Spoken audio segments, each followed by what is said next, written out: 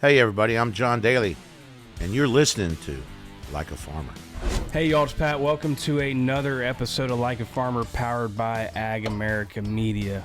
I'm at the Bridge Lounge in Tarpon Springs, so you know what that means. Mr. John Daly joins the show. I can go on and on about his golf accolades, but I want to talk about football today. I want to talk about family today, growing up. I want to talk about country music. We're going to talk it all.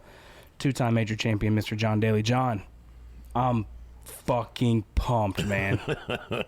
You have no idea. I've been waiting a long time for this. I want to start, I think one of the most underrated things about John Daly, it starts with the family man that you are. I truly, we've gotten a couple hangouts.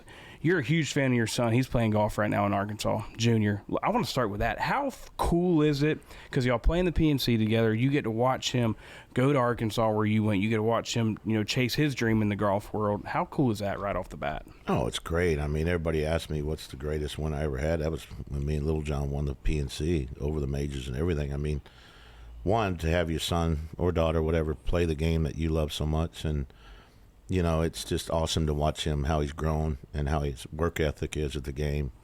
I mean, he constantly is practicing, and it's a dream of his. He wants to do it, and if I could find his real father, see where he got those hands, I'd love to meet him.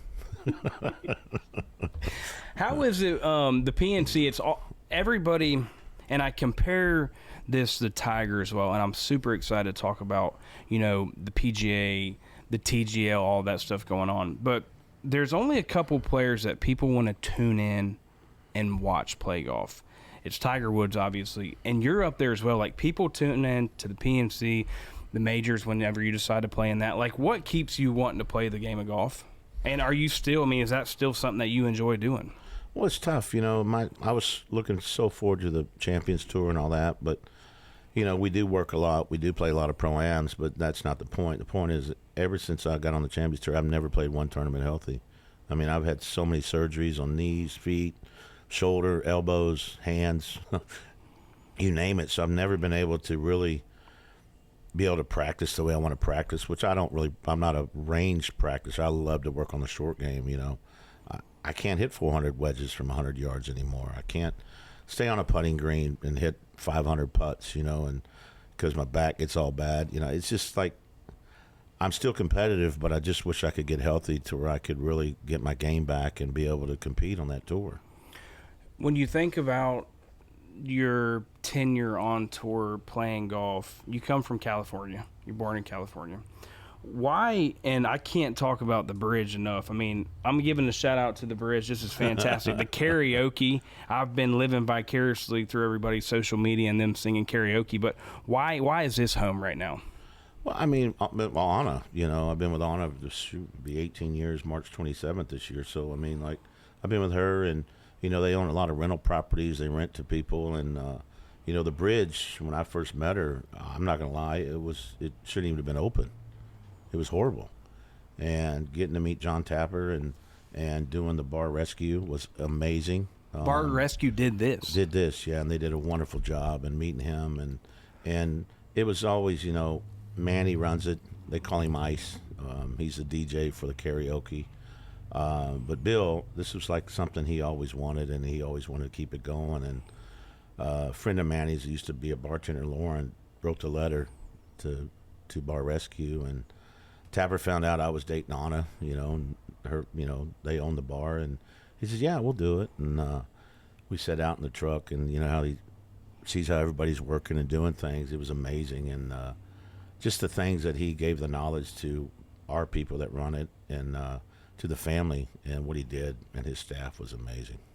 What makes you think, let's go back a little bit, and growing up in California, like, I want to know John Daly, what he did, how he grew up, everything, and at what point you were like, hey, I'm actually can be a golfer one day. I never really knew. I mean, I left California in Carmichael around Sacramento. I was born there, but I was more raised in Arkansas. Yep. We left when I was 4. My dad was in nuclear power plants. He got moved around a lot with Bechtel and Stone and Webster, and we didn't have the greatest relationship, but my mom was an angel, and my mom was the one who said always get him close to a golf course where he could play golf. And I played most sports till I was 16. I was fortunate enough to be a field goal kicker for Elias, and we did pretty good. got a few recruits on field goal kicking, but just my mom was always the one who would always make sure I had a place somewhere I could play, and she'd go in the shop and talk to them, say, hey, do y'all have a junior program? Most of them did not, but Mom would try and help me out as much as she could. And so I was raised in Arkansas, became a Razorback fan instantly when I moved to the state, and just pursued baseball, football, and golf, and kind of did everything. Basketball, but could shoot it, but I was too flat-footed to run. So all in all said and done, it was when I was 16, I go, well, I'm too flat-footed to do anything. But golf, if you're flat-footed, you might be pretty good at it because you can keep your balance. So, and I was thinking of this when I was 16, so I just stuck it out with golf, and was fortunate enough to play for the University of Arkansas. And we had a really good team. We were consistent. We didn't win a lot, but we were finished, a lot in the top fives. And it was a hell of an experience. I loved it. Loved the University of Arkansas. Yeah, we all know you do, and I'm excited to talk about kind of the aftermath of your college career. But before we do that, we play a game on this show, okay?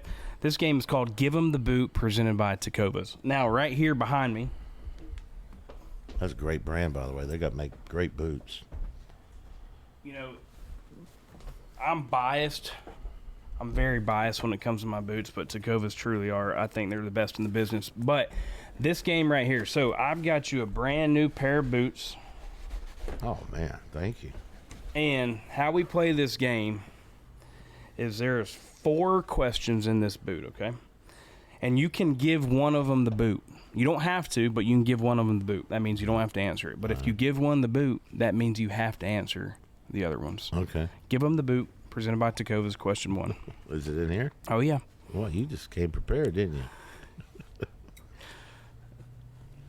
That's all of them right there. So question number 1. Oh, what do you want the legacy of John Daly to be? That I cared about people, family. I love raising money for kids and vets. Is it simple? On the remind me again of the charity name. Well, I do a lot for Boys and Girls Club. Okay. I started Heart of a Lion a few years ago. Heart of a Lion, that's what it is. Yep. So we raise money for. We basically come into the town and we'll do the golf and get Josh Miranda's come to a lot of them. Jocko will come and sing, and I'll do a few. And we do an auction that night before or after, play golf and raise money for the vets and kids. My specialty is my hometown of Dardanelle with Misty and our Boys and Girls Club. I'm celebrating, I can't remember, since 92. I've done a Boys and Girls Club tournament for Dardanelle's Boys and Girls Club, and very proud of it. We're celebrating that again in Old Hickory this year, April 22nd, 23rd. We're almost sold out, but it's just awesome raising money for those kids.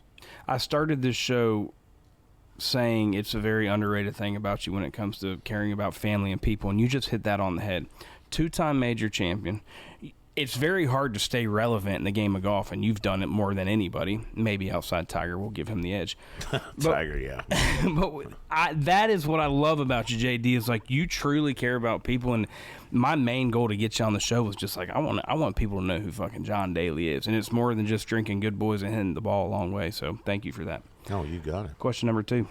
Question number 2. Best John Daly Tiger Woods story of all time. I can't say that on the show, but I think it was not even a story. I think it's more about, I think the coolest thing was I was playing the Nike tour back in 90, I think it was, and we go to Texarkana Country Club, and this little kid, 12, 13 years old, I'm playing with him, and people were talking how great he's going to be and all this, and I'm excited, right? And it was Tiger Woods, and play with him. They were playing the I can't remember what the junior tournament was called, but it was a big one. It goes all over the world or country. And I meet this kid, and of course he's playing way up, but we get on this par 3 at Texarkana Country Club. I don't know, it was like 210, 15 yards. I was going to hit a 5-iron, and he's watching, and I was hitting an HT Max Fly, and I hit this ball, and the rubber band back then came out of the ball, and like it was just the whole way. And it got to the front of the green, and Tiger to this day will ask anybody, what's the greatest shot you ever saw in golf? He'll say that shot. And what an unbelievable kid. I met his mom and dad that day, and I said, look, I know he's going to make it. Hopefully I will too, but if you ever need anybody to look out for him, I will. It's the coolest thing seeing when y'all reunite at golf tournaments, just the relationship y'all two have. It's distant. It's not like we go to a lot of dinners or, I've always invited him to come see me, and, a few times he's invited me to come see him, but schedules just don't work. And but no, I love that kid, man. What he's done in golf is amazing, and he's going through the same crap I am, man. It's just like that wreck was unfortunate, but the way he works out, the way he practices, and everything he does is 100% go, and you're going to get hurt. And I believe, when this whole workout thing started, I think, doing some things is good, but I think the hardcore working out is going to hurt these guys, and they won't be playing when they're 55, 60 years old. I always say I don't work out, I put out.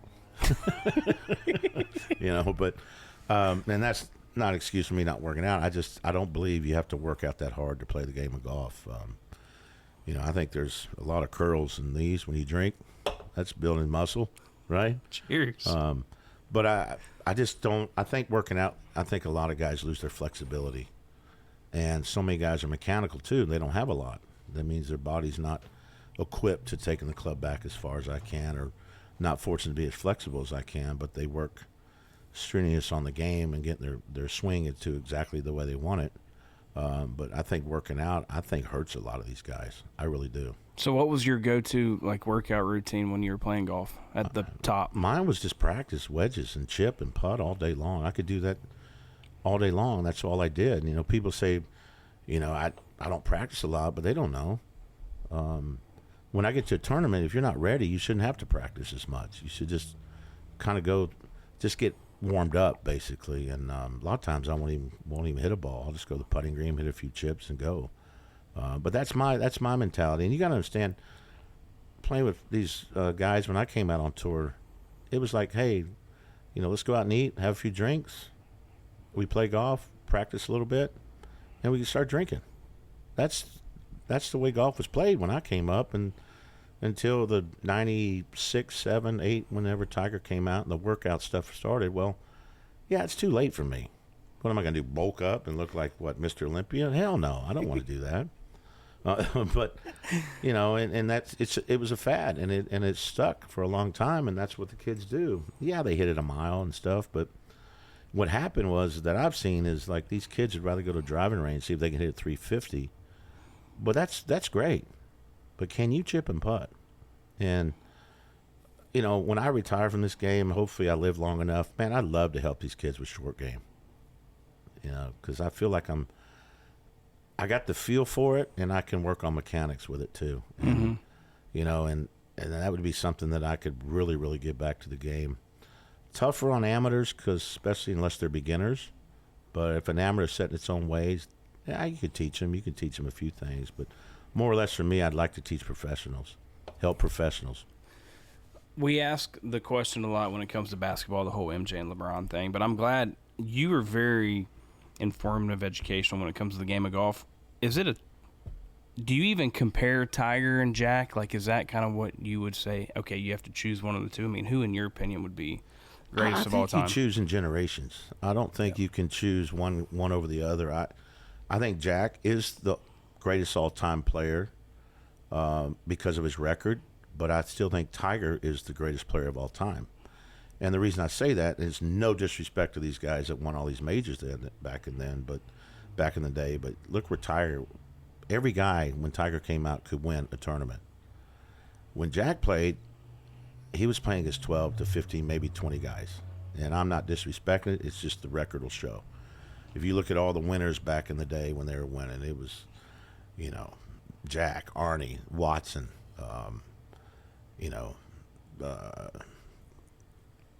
Nelson, who was a great, that won 11 in a row, and he ended at Chickasaw Country Club. He was about to win 12, but you don't see that anymore. You don't see guys, except for Tiger, you don't see guys having a chance to win 4 majors. Rory, maybe. Bryson DeChambeau.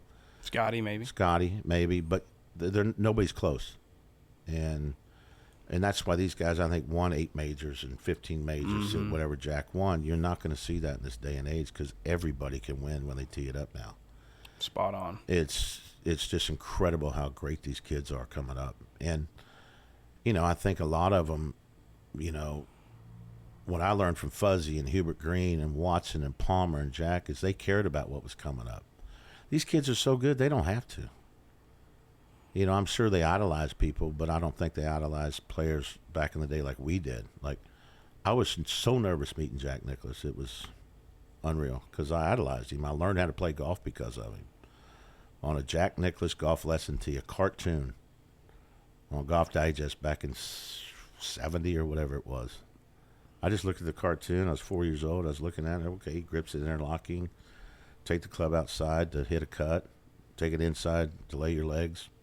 Hit a draw. That's awesome. I learned from a cartoon of Jack Nicklaus how to play golf. I love that. Question number 3, give him the boot. Let's give him the boot. Let's see. Favorite country musician right now? Yes. I got too many friends. I'm going to give that the boot.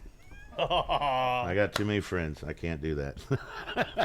Okay, that's fair. Well, that's an answer, though. No, that is. That's still an answer. It's fair. How many Good Boy have you drank in one sitting?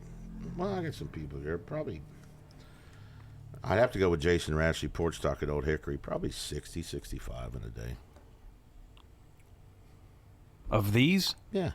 65. Yeah, probably. Easily. What do you do after that? I mean, you're just done after that. Pee a lot? No. Then I go downtown Nashville and check out the bars and listen to music. Drink some more. I love you, brother. No, I really do. You got it. Speaking of that leads to a next great conversation that Well, speaking of that, you ready for one? yeah, I am. can we let's get another round going. And if I'm missing anything else, let me know. Let me crank up on one of those. Yeah. Hey y'all, it's Pat with Like a Farmer. Are you looking to add some local flavors to your recipes? Well, visit freshfromflorida.com today, where you can browse hundreds of delicious recipes that bring Florida freshness to your table all year round. Become a Fresh from Florida member for free and create your own menus.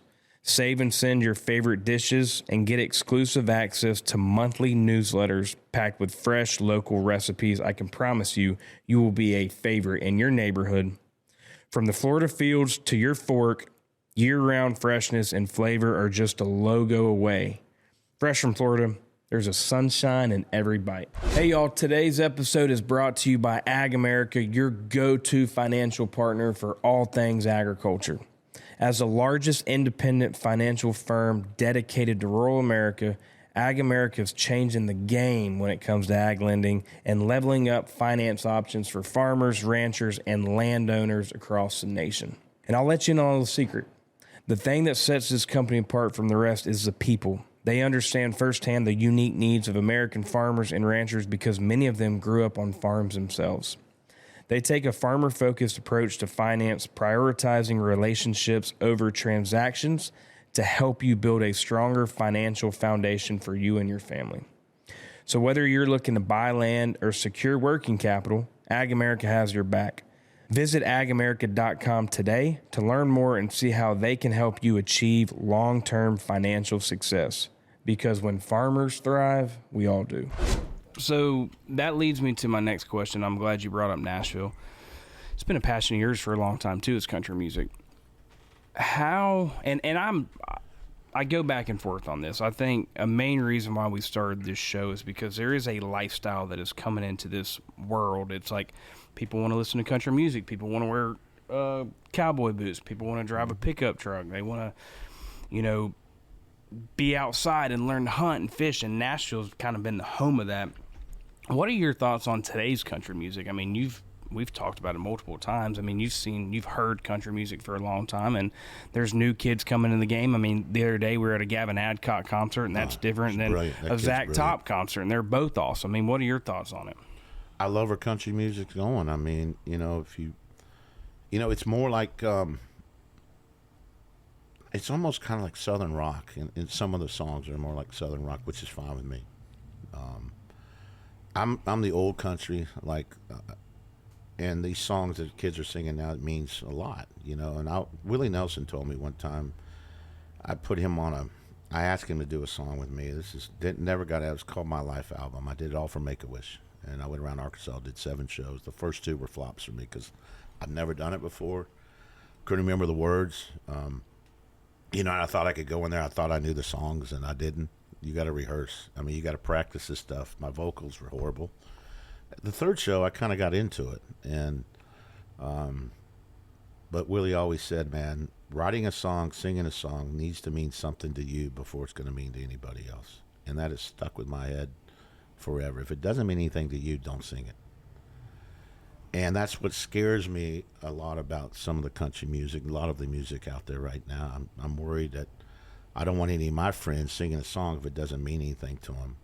For me, I do it for fun. I do it for, you know, I was diagnosed with being depressed. I didn't have a great father. And music was just the ultimate thing that kept me going.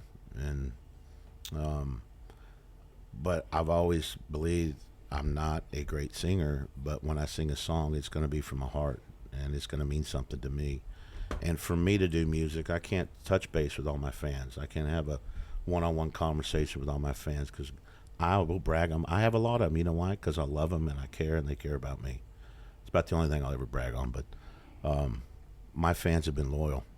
And when you can do something this long and have the loyalty and the fans that I got, and they know I'm loyal to them, don't have any skeletons in my closet.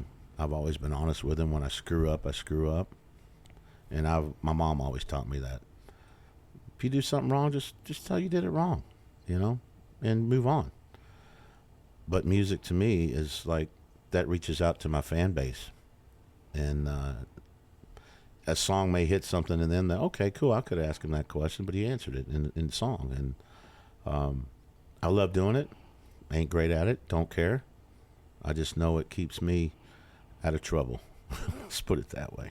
And I love writing with these guys in Nashville. I mean, some of the guys I met, Tyler Reed, Cole Taylor, Dan Hudson, Nate Newton, we wrote Drunked Up, had a blast. I didn't even know Great song. I didn't even know Yellow Wolf was going to be on it. We were cutting it the day, and me and Yellow were supposed to play golf that day, and it started raining, and he loves to shoot pool. He comes down with his cue sticks and these beautiful cases. He goes, yeah, we're not going to play golf. We're going to go shoot pool. And I said, well, let me finish this song. He listened to it. He goes, I like that song. Takes his phone, little umbrella, goes outside, comes back 10 minutes. Where's that anorexic producer of yours, Nick Autry? He went in, laid it down, came up with that in 10 minutes. And I'm going, now I know why I play golf. Because it was amazing. And to be able to coordinate something like that into a country song is pretty cool. Unbelievable. I want to hit on something that you mentioned because your fans, I've been in now multiple concerts with you and just around. I think it is so cool, and I've never seen you say no. Everybody wants a picture with John Daly, and you have yet to say no to anybody. Only when I'm gambling. Okay. That's kind of a casino thing that they like. They just don't want, you know, that's the only time I don't. And I turn down a lot of people when I'm playing slots. That's my time, and hopefully they're there to gamble. Hopefully win some money. I go there to get away from the world, and so that's the only place that I probably will. And unless my mouth's full with food, I might say, hang on, wait till I get done. Yeah. Whatever. But anytime other, it's no problem. What's the because I think there is a skill set when it comes to going to the casino and gambling. There ain't no skill to it, dude. It's all luck. It's all luck. Yeah. Yeah. What's the biggest night you've ever had at a casino? I'd have to say probably at Harrah's back in the day. It was actually at Bally's, and Rick Zeller was running it. I was with my Tyler's guy, and I was getting married to Sherry there, and I was playing $25, $75 a pool, and it was a 5-time, 10-time machine. Well, I hit the 10-10 red 7. It was $350,000. I go, wow, I'm going to the 500s, thousands. I'm going to take this, take 100, take the 200, go. Had all 6 of them lit up. I think it was $3 point something million I won that night. Damn. But the problem was I owed a lot of casinos money, so I went and paid all that off, and might have walked out with $200,000, but that was fine. At least I paid them off and had a blast. But that's probably, I think, about 3.8 million. When you think about the country music scene, I mean, when they're going from stop to stop, they always want to play golf at a golf course. They want to check a course off the bucket list. As a golfer, when you were going from town to town, was that the thing to do, is find the nearest casino? Was that kind of your... No, not all the time. Like when I'm on the road, most of the time I gamble when I go to Vegas. The Coronas and good buddies of mine, they all their investors, they bought Harris Properties. And Jack Benny was a great friend of mine in Memphis. Tunica, I'd go down there a lot. Hard Rock, I love Hard Rocks, Atlantic City, Miami, and here. But it was always Bally's, Paris, with the Harris family, because I love Jack so much. He was so cool to me. One time I lost a lot of money in Tunica, and Christmas Day comes to my house and says, "Thanks for playing." Gives me a huge amount of cash. Just thank you for playing. Because he knew what I was going to do with that cash. I was going to take it right back down to the casino. But old school casinos don't exist anymore. Not like your Joe Watson's. My godson, John Taffer, passed away this last year. And Rick Zeller were my three favorite all-time hosts that I've ever had. And they just did it old school, man. They would actually sit with me and watch me play. And it's kind of different now. It's not quite the same way as it used to be. It's all more commercial. And, of course, you have a lot more VIPs. You have a lot more people playing. But anyway, that connection just with them knowing that you're going to be taken care of, whether you win or lose, is pretty cool. Did you ever do any of the casino trips with like the Michael Jordans and Barclays and... No, but I Tigers will on? know at Tunica, Michael Jordan, I heard, wanted to play $1 million on a blackjack hand. No casino would do it, but Jack Benyon said yes. Damn. And Michael, I don't know. I don't think he ever did it, but I think he just wanted to see the response, the way MJ is. I love him to death, just to see if somebody would take it. Have you played golf with MJ? Yeah. Good golfer? Great swing. Hits it pretty good. I haven't played with him at his course at 23 yet, but I played with him at the Bob Hope Classic. It was me, him, Joe Pesci, Roy Green, and Charles Barkley. It was a blast. Talk about a dream foursome. And we played at Tamarisk Country Club, and I was lucky to shoot 63 that day. And took a little bit off of MJ. Got to. He's got plenty of money. What would be your dream foursome in golf if you could choose? Oh, shit. That'd be Angelina Jolie, Drew Barrymore, Halle Berry, and I'd have to put Anna in there. She'd get mad at me if I didn't. That's a great one. I'm joining. Oh, We're having a sixth out there. Oh, hell yeah. I want to go back to the country music side real quick, because it's so cool to see, whether we're at a Gavin show or a Riley Green show, wherever, John Daly always has to have his song. You always got to come out and play. Is it Knocking on Heaven's Door? Is that your go-to? Well, I don't ask to do anything. I just want you. Most of the time I'll get on. I love it. These guys will let me bring my cooler, good boys. I'll sit on the stage and I just want to hear the music. I want to hear my boys sing, or my girls, whoever's singing. I love it. And I don't ask to do anything. They'll ask me to do it. Jamie Johnson's so funny. He says, well, he got on stage somewhere, I don't know where, but just want to let y'all know that the new national anthem of Nashville is John Daly's Knocking on Heaven's Door. It's a great one. It's funny, but no, it's fun for me. I mean, to all the great bands that have done it behind me is so cool. And it's kind of a little bit different for them because they don't get to do that kind of often. And I've done it with Lee Bryce, Hooting the Blowfish. Did it with Riley Green last year in Iowa and countless others. But no, it's just fun for me to go out. And my main thing is when I go see somebody sing, I just want to sit on that stage. If they ask me to do it, I'll do it in a heartbeat. But more for me is just to hang out, say hi, because we don't get to see each other a lot. And to be able to hang out unless we're playing golf or something. Mm-hmm. But, a lot of them will come to my golf tournaments, but more I'll go to their shows if I'm in town or if they're somewhere close. I'll make sure I just want to go see them play, sing, because I love them. Yeah. Before we got on camera, I got to go on tour of the of your Good Boy bus, which unbelievable. I mean, the stuff that you have on there, the trophies, the vodka bottles, pictures that you have on the wall. There was one piece that I want to grab real quick. Oh, yeah.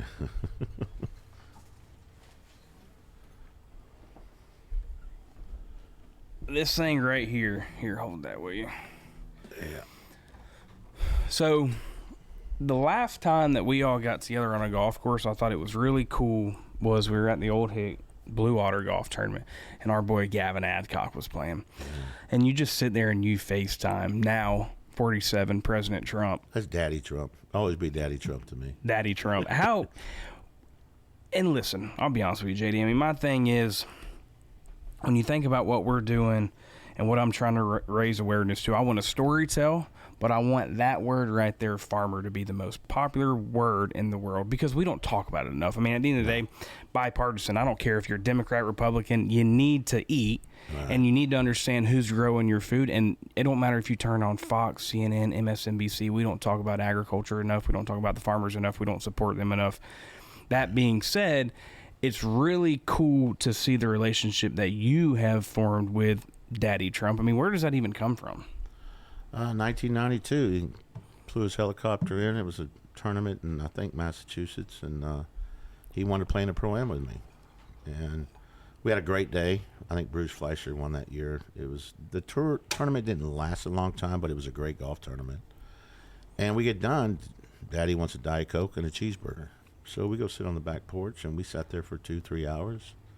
And I'm drinking Jack Daniels and Diet Coke, and he's drinking Diet Coke and didn't smoke, nothing. And I asked him, he goes, no, don't really want to, never have. Told me some stories of family that I won't tell because it's very personal. But when he got up, he says, one day I'll be the President of the United States. And I said, I hope so. And I said, I hope so, Daddy. And I've been calling him Daddy ever since. And did he give that to you? Or?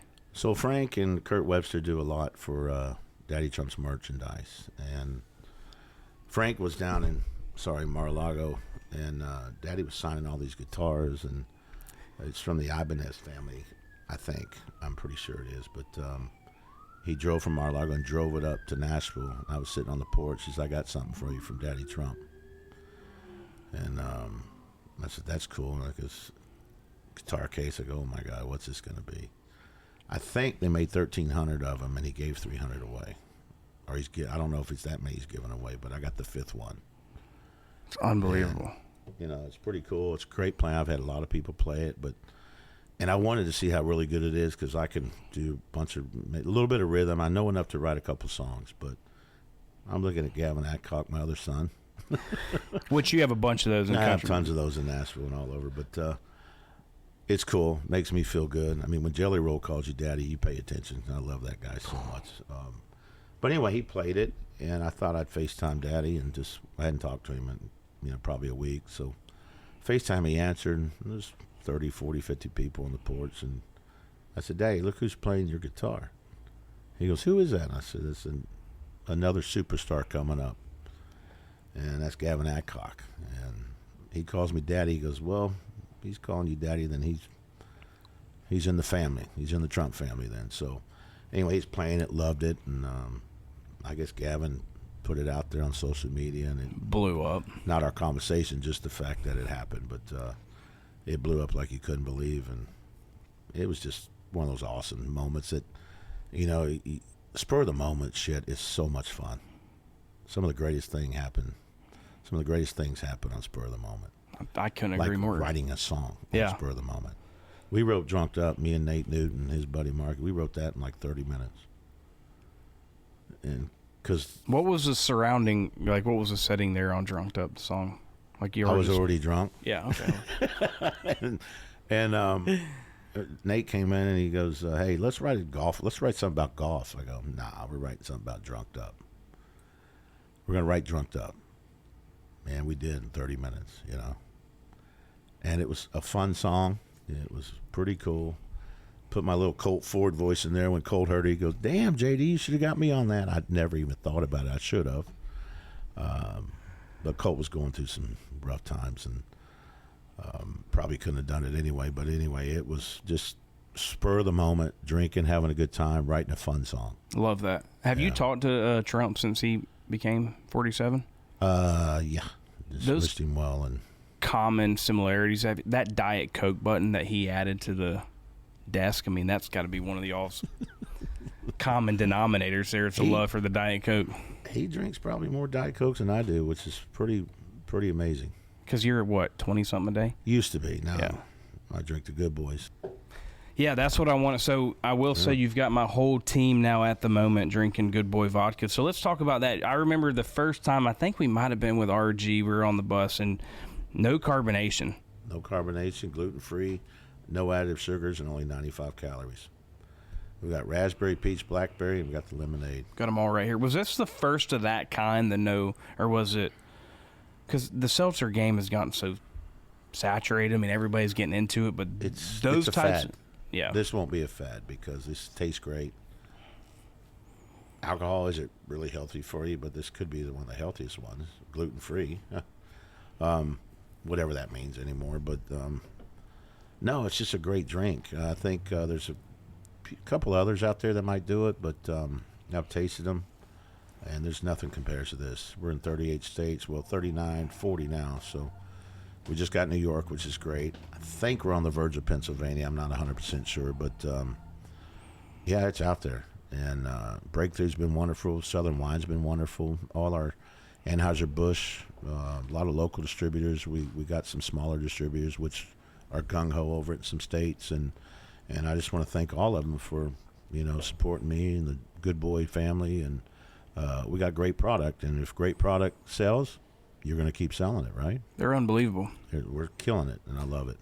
I've mentioned this a couple times. It's all about staying relevant, and you were the best when it comes to the John Daly brand. I mean, what are some other things that you have rocking and rolling that revolve? I mean, we've got the cigars here. We got the Good Boys here. I mean, what else do you have going on? Yeah, we got the lighters. I mean, these things are great. You know why? Because you can...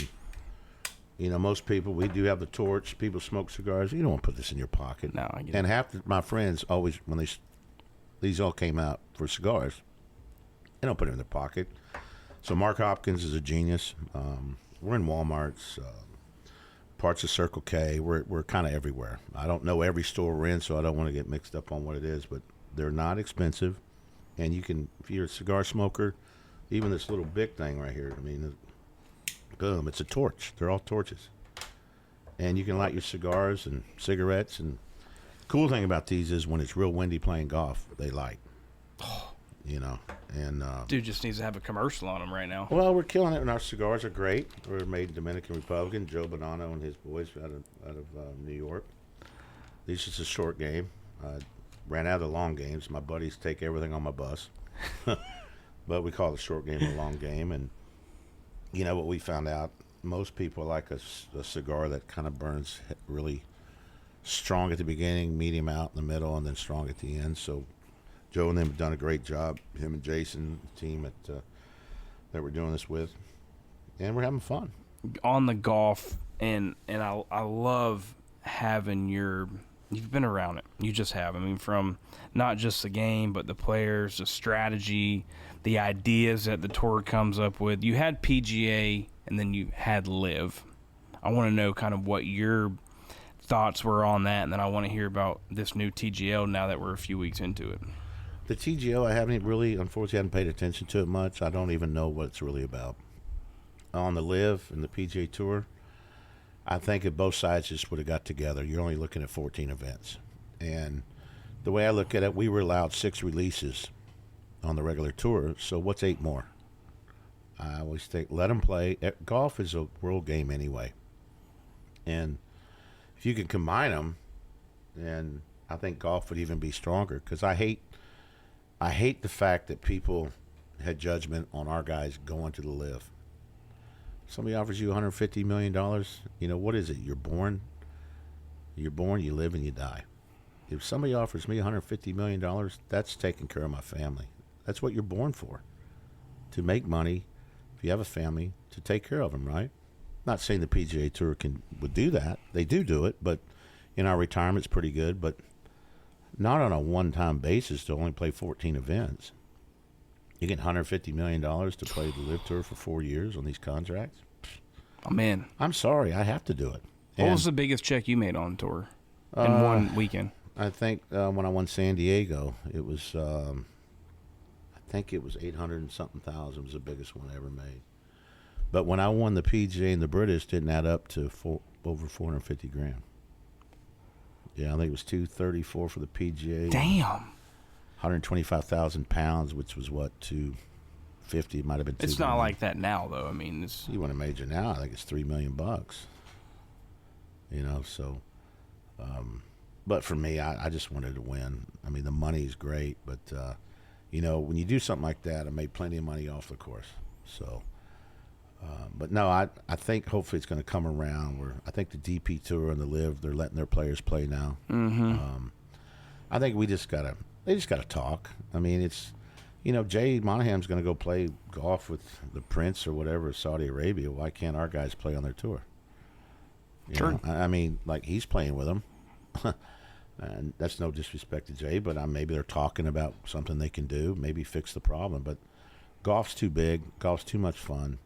And it's a world sport now. It's not just, you know, maybe I could say maybe it's taking away the dream of a kid wanting to come play the PGA Tour now, because the purses is all what it's all about, and the LIV has them. And ours are starting to get bigger because of that. But let's combine it. Let's just get along and give the guys 14 releases. And let them play golf. Let them play golf. Yeah. If they want to pay those guys that much, we've been getting paid to go to Europe forever. I mean, there's no doubt Tiger probably made $1 million, $2 million to play tournaments over there. What's the difference? That's the only thing I've ever asked. What is the difference? You've let us do it for so many years. Now the tour comes up, the LIV Tour. It's only 14 events. And unfortunately, our smaller PGA Tour events, which nobody can say I didn't play in them because I wanted them to do good, these guys don't play them. And that hurts the tour a little bit. But I get it. These guys, you know, they're unbelievable golfers. They have their schedule set. They know which courses they're going to go and play good at. It's a confidence builder up. So I just wish they'd just get along and let's get this over with. Let everybody play both tours, and TV would go sky, just be as high as it could ever be. If you people just want to watch TV, golf, put it on TV, co-brand it, and let's go.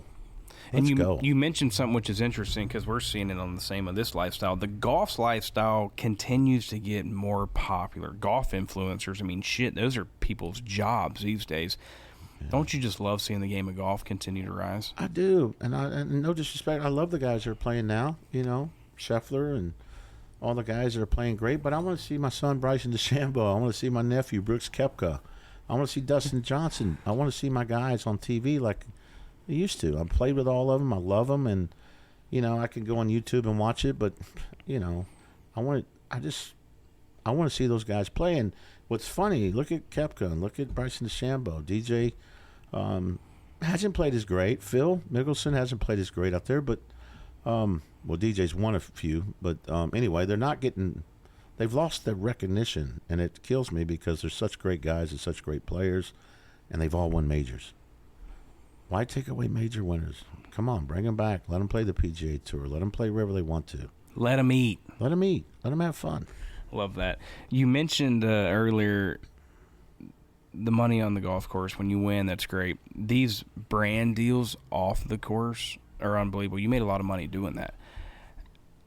Tell me how it was when you were coming up on these brands that were willing to pay, because in my opinion, I mean, you were kind of the pioneer when it came. I mean, the Hooters deal. I mean, if it wasn't for you, I don't even know if Hooters would still be hanging on. Oh, they would. They got great food. They have great food. They got good-looking women. Good-looking women. Good wings and good-looking women is all you need. Can't beat it.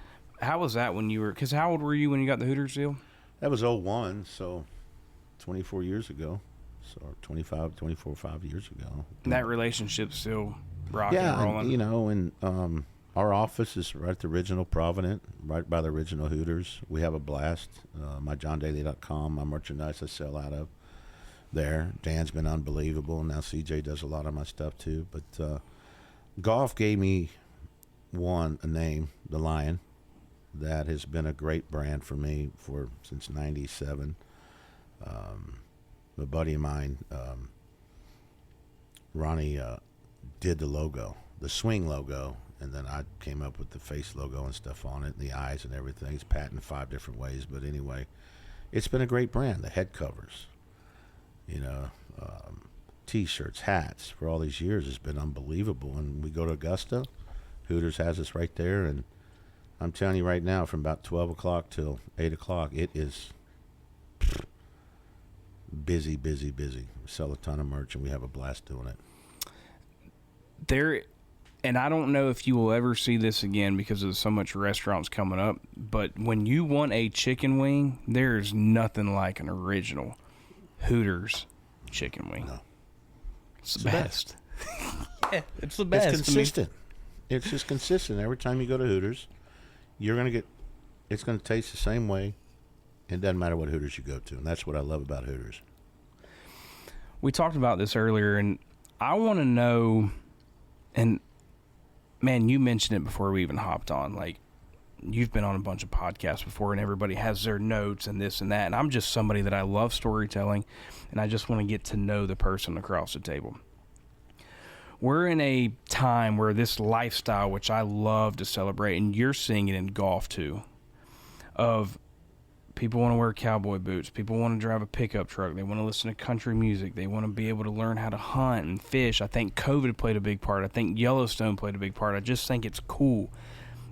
I mean, you see the people coming into country music.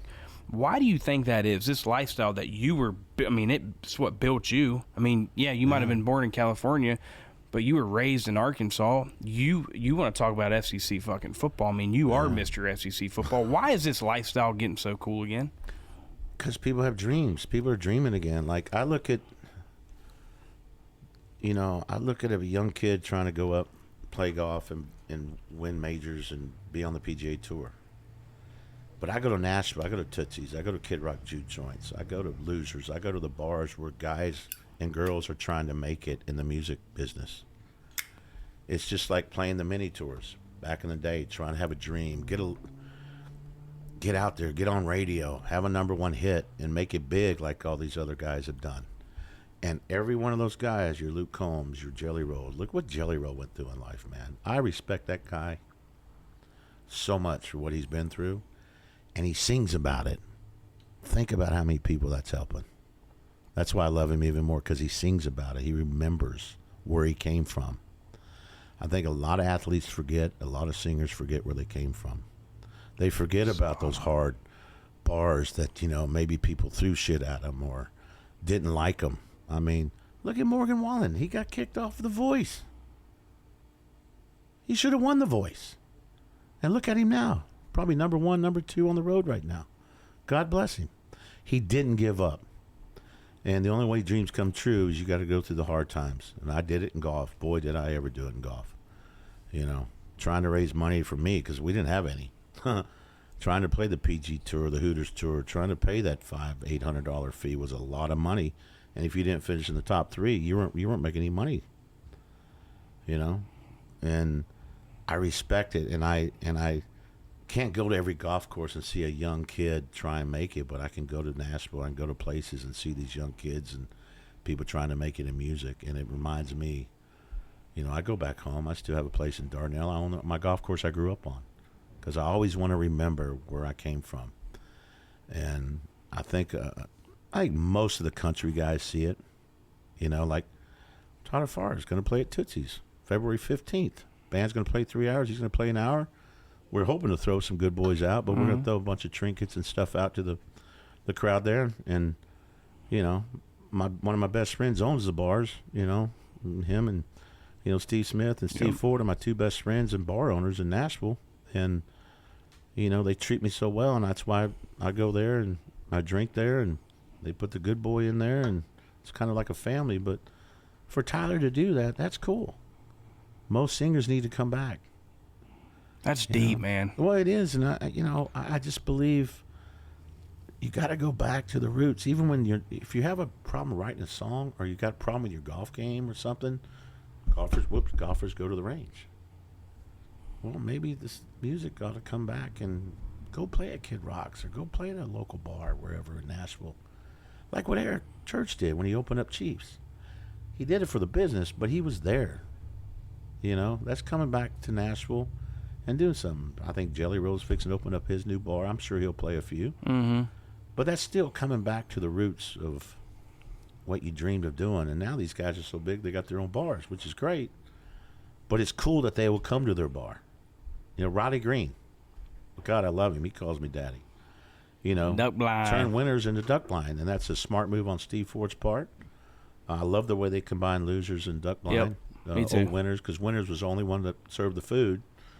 And you used to have to kind of walk outside of winners to go to losers. Now it's open, you know, and it's just amazing. I just love to go in and hear these young kids play. Honky Tonk. I mean, all these bars these guys own, I love to see them. And there's a name out there. Just remember Little Skinny. Shout out Lil Skinny. The He song came to my Nashville party to last Nashville week. and Yeah. his music. I mean, I watched him when he was struggling, and he came to the studio one time when I was doing, I think, Whiskey and Water album, and I fell in love with that kid. He's going to make it, and if he don't, something's wrong. Shout out Lil Skinny. This is really good because there's a lot of things that we enjoy. You need another one? Well, of course. Matt, where's my security? Bring me a cooler. Bring the cooler up here, Matt. There we go. There we go. Shout out Matt. My nephew got me a new one, but I just haven't been able to use it yet. You need one? I'm good. Yeah, thank you. So one of my favorite things talking on the show is adversity. And you, one of my business owners of this show, Josh Allen, you talk about a kid from California, just a farm boy, had no idea what he was going to do. 0 offers out of high school, had to go play JUCO one year, and now I think he might be the best quarterback in the league. Yeah, he's close. He's good. I love him. But what is one kind of adversity story when you were growing up that you had to battle through to get to where you are today? Getting recruited and everything, like a lot of colleges said, you got to change your swing if you're going to play for me. And no disrespect to Texas Longhorns. Coach Clayton was a great coach. He recruited me. He says, you're not going to play for us unless you change your swing. And I just looked at him and I said, looks like I'm not going to play for you. And I went to Arkansas, and it's the only swing I know. It's the only swing I had. To this day, if I don't see the club in my left eye on my backswing, I can't play golf. That's just the way I was. And to change that, to get it to parallel, one, I'd lose so much distance back then, and two, it just wasn't my way of playing the game of golf. I learned it, repetitioned it, so many balls hit, I wasn't going to change. Was there a time that you ever thought about quitting golf, even as a professional, or just like, I don't want to do this anymore? I'm After done. 95 British Open, it was right around 2001. I hadn't played worth of crap. I was sitting there, at our course it was Bay Ridge, now it's called Lions Den. I bought it in 2003, and I went out. My mom went out with me and said, Mom, I don't think I'm going to do this anymore. And she said, let's go to the golf course. Bring your shag bag. And she goes, what's one of the hardest shots you've ever hit? This is my mom. I said, a 2-iron on a downhill lie. She goes, well, go find a downhill lie and see. I want to see if you can hit that 2-iron off that downhill lie. And I could. She goes, why do you want to quit golf? You're the heart of a lion. Then I go, wow, that could be something one day. She just knew what to say. My mom never had a negative thing to say when we were hurting or even when we were happy. And unfortunately, my dad was all negative about everything, you know. If it wasn't his way, it wasn't the right way. And but anyway, I go, damn, my mom just got me wanting to play golf again. You know, it's not a shot you normally practice. You know, if you're not getting to the ball, a downhill lie is sometimes a great way to get to your left side, you know, or your right side if you're left-handed. And actually, she actually gave me the greatest golf lesson because I wasn't following through. I was delaying and holding back. And next thing I know, I started playing better in 2004. I had my best year ever, consistent-wise. Got beaten a couple playoffs. Won Korean Open, won Wendy's 3 Tour, won San Diego. That's all this, my mom saying the right things, but also knowing how I felt and knowing where my mood was. And she's just the greatest lady I've ever met in my life because she's my mama. I love that. Yeah. 2-time major champion. Golf, we can go on and on and on and how great you were. Now, moving on to this next chapter of John Daly's life, like, what's the goal? What's something that you want to achieve and accomplish and get done? God bless, knock on wood, my son stays healthy. Sean and Sierra and Kritza stay healthy and do what they want to do. And they're all doing what they want to do, and they're having a blast, working hard. And that's it, man. I can't set goals for golf anymore. Fighting the bladder cancer and all that crap with all the surgeries, it's not an excuse. It's just nobody can play great when they're not healthy. And I get out there and I do my best I can, but I still want to play golf. I still want to play on the Champions Tour. I just want to compete better. And right now, there's no way I can, but I'm going to keep grinding it out because you never know. That putter gets hot. I don't care if you got one arm, one leg. That putter gets hot, you can play some really good golf. I love that. Because we all hit it good. Spot on. Everybody on the tours hit it great. It's just a matter of that one chip in, that 140-yard par putt, or something like Tiger did for years. It's not about an eagle or a birdie. Sometimes it's about a 20-foot bogey putt or 25, 30, 40-foot par putt, man. You make it and you just walk off. You're like, okay, I'm going to go get it now. I'm ready. Yeah. That's one thing that you don't talk about much that, in my opinion, is adversity and you overcoming is the cancer. That had to been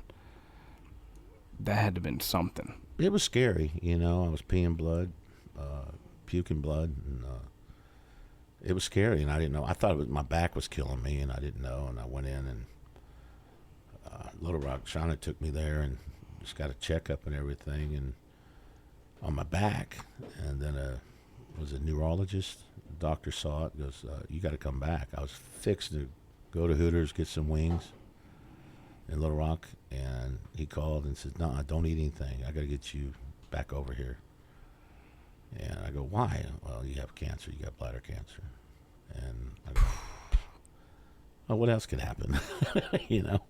As long as it's me and not my kids, I could deal with it, right? So I go back, and they caught it in time. I've been in remission for the last 4 years, but I got to get a checkup once a year now, thank God, not two. And anybody's got bladder cancer, that thing that goes in your pee-pee don't feel good. Hey, I just deal with it. You just deal with it. And you try and work around all these injuries and everything, try and play the best you can. And as long as the Champions Tour, as long as I do, they work me when I get exemptions, but I'm blessed to get them and to be able to play that tour and hang out with these guys, because all these guys on our Champions Tour, they're a little more laid back unless they're in contention. We get it. But great tour. I love the guys, especially he's got some new ones coming out. And the personalities just keep getting better. They're just and awesome. Better. Yeah, You'd ever see Tiger playing on the Champions Tour? I think, Bernhard Langer has set something that Tiger may go after. I don't know, but Tiger loves to break records, and I think he's got the will and the game to still win majors, even hurt. I always root for him. I believe in him. And I don't think Tiger's done yet. Something in me says, I don't know if 3 years ago, I thought he could still beat Jax. I'm still major record. I'm still not beyond that, because Phil Mickelson won PGA in a very difficult golf course. At 50 years old, 51 years old, it can be done. And I agree. If Tiger gets healthy, man, he's in shape. What's he, 48 now? Man, he's got a body of a 20-year-old. Does he? I hugged him at PNC. He hugged fat. I hugged a brick. He's so strong. It's a joke, man. How about his son, too? Charlie, yeah. Is he going to be, hyped up, to what he... I told Tiger, I said, look, you got to let Charlie spend a month with me. I got to put some mashed potatoes and meat in that boy. We got to gain some weight, because he's going to hit a growth spirit, a growth thing. And he's going to be 6'2", and he's going to be a bone. You need to put some John Daly food in that boy and get him up a little bit. Let him gain some weight, and then he'll probably hit it 60 yards past everybody like Little John does. It's incredible. Little John hits the ball a long way. Yeah. Wouldn't it be a show without talking Arkansas football? Just talk to me about it. How are you feeling? You feeling good, optimistic? To be honest with you, it's hard to feel good about any college sport right now. I'm a root for my Razorbacks, but I will say this: of all the bowl games I watched, and I'm not being biased, we lost 21 guys to the portal, like Mississippi State. We were the Mississippi State. My 21, we were 20. We lost a lot of kids to the portal to go in and play the Liberty Bowl against Texas Tech, and I know they lost a few too, but it was one of the first games that I've seen Arkansas play with heart. A lot more heart. Those kids wanted to win because they're second and third team. And Green did a hell of a job. Our quarterback, our guys they were up for it. And to me, with all this NIL and all that, I think the players deserve it. But the loyalty's gone. The loyalty's gone. You go to an NFL team, you're getting paid a lot of money. And there's a lot of kids that are getting paid more money than some of the NFL players. And I take it as what I've always said about NIL. Let's say there's a total of $60 million that's been given to players. I say they put that in a pot for 3 years of those players that are there. They split it when they leave. I think every team should split all that money. If I'm a center getting free barbecue or free Hooters or free whatever restaurant, and I'm snapping to a quarterback that's making $4 million and he yells at me, preach. What are you going to do? You're going to throw some snaps off. Just say, hey, look, I'm the one snapping the ball to you, you son of a bitch. Or a wide receiver that's catching the ball. Exactly. Running the ball, running back. And I guarantee you're going to have that. And I think before long you're going to have a union in the college NILs, just like the NFL does. I believe kids should get paid. And I've always said it because look at some of these great players, these universities selling their jerseys till this day. And those players weren't getting any money for it. That's their name. They played for the university. Why aren't they making 5 to 8% off those jersey sales? No kidding. That's what I love about the Cowboys. Daddy Jones brings a player, sells jersey. He gives royalties to his players. Does any other NFL team do that? Maybe, maybe not. But Daddy Jones is, it's the most richest team. It's on some of the hires. I'm a little confused, but I'm always going to believe in the Joneses. I'm always going to believe in the Cowboys. It's my favorite team, and hopefully Dak can stay healthy and we get our offensive line healthy and we get a couple more defensive guys. And I'm like the underdog. The Cowboys are the underdog right now. You got the Commanders and the Giants are rebuilding. Philly's so good. Their defense is unbelievable, and you've got Saquon that's going to set records. I just wish Daddy would have got Henry when he could have. It'd have been a different ball game this year. I know he says it doesn't fit our offense, but Henry can fit any offense. That's the only thing I'll argue with Daddy Jones and Steven and Junior about and the whole Cowboy organization. But I'm going to root for him till the day I die. Celtics, Cowboys, St. Louis Cardinal baseball, and the Razorbacks. I've loved him ever since I was 4. Shout out Frankie, Cardinals. Oh, yeah. There you go. Hell yeah. Cheers. JD, I love you, man. I really do. It doesn't matter if we're at a golf course, at a country concert, at a bar. You make it feel like home. I love getting a John Daly hug. And you walk up, Pat, I love you. You're a son to me, and that means more than you know. I love the team that surrounds yourself. I'm looking at everybody behind these cameras. That's what you do best. You surround yourself with good people. I've been a fan for a long time. You have already achieved a career of greatness, but I'm more excited for this next chapter. I really am. You have no idea the impact that you make on people's lives. And I don't know if people tell you that enough, but I started this show saying how underrated that is, and I'm ending this show with how underrated that is. You are one of my favorite people, and you mean the world to me, and I appreciate you coming on the show. Oh, I appreciate it, but you don't realize what the fans mean to me either. It keeps me going, and I think the PGA Tour, because of the stuff I've done, thank them because that's the reason I've been able to brand a lot of this stuff, and so I love life. I'm gonna keep living as long as I can, and if I can help people, I want to help people. Cheers, brother. You got it, brother. And I appreciate y'all always tuning in to Like a Farmer every single Wednesday. Catch me on YouTube or wherever you listen to your audio podcast. Continue to comment, like, share, subscribe. Do whatever you got to do to be like a farmer.